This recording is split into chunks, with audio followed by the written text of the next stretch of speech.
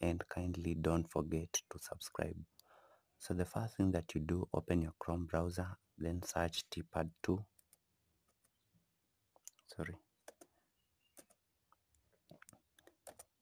Enter. Then click the first link, TPAD Home.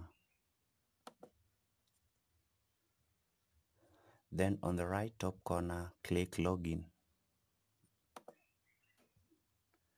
Then click, so depending on who you are, if you're a teacher stroke deputy, you click the first link. So click the first link, teacher stroke deputy, and then enter your TSC number, your ID number, and password.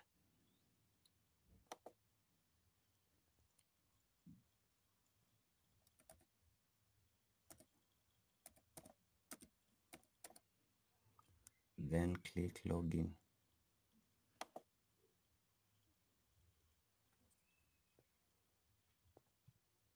Then from there, click Self-Appraisal. Then click Self-Assessment. Then from there, scroll down.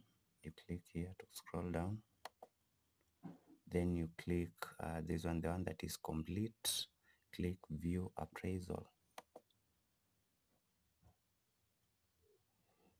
Then scroll down.